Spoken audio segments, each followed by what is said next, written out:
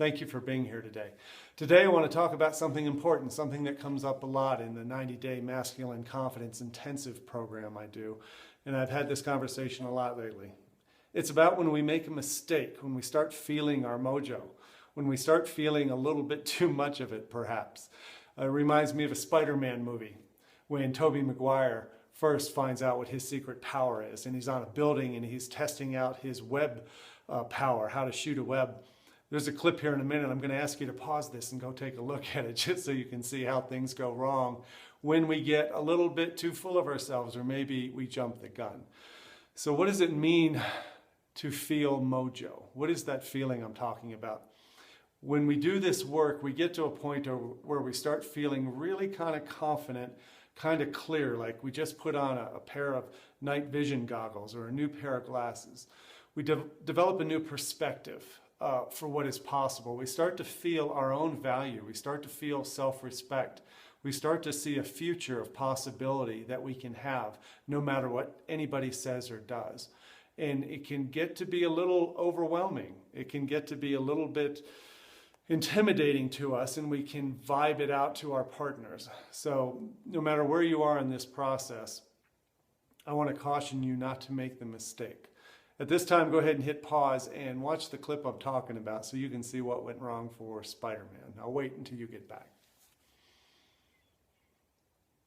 Okay, assuming you just watched that video, what happened? He slammed into a wall. And that's what happens with a lot of clients. It happened with me. Part of my story when I started to feel my mojo, when I started to feel really clear about what I believed and what I wanted and what I expected and where I was going to go, and all the work that I had done with other men in my life brought me to this point toward the end of my marriage when I got crystal clear what I wanted, and I probably went too fast.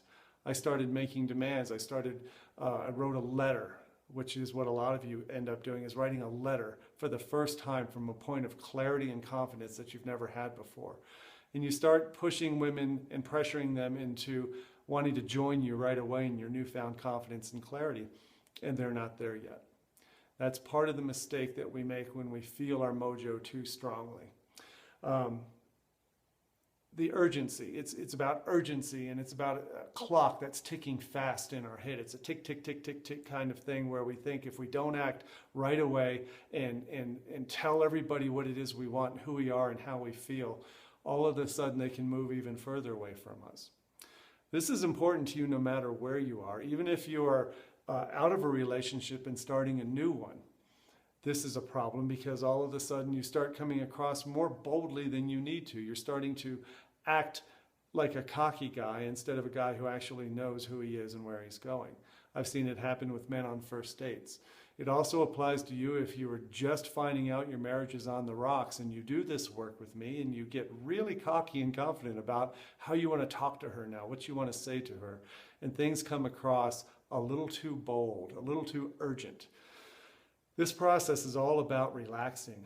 For the guys who fall into the category of starting to turn things around, either with new relationships or their existing relationship, when things start smoothing out for them, it's because they're patient.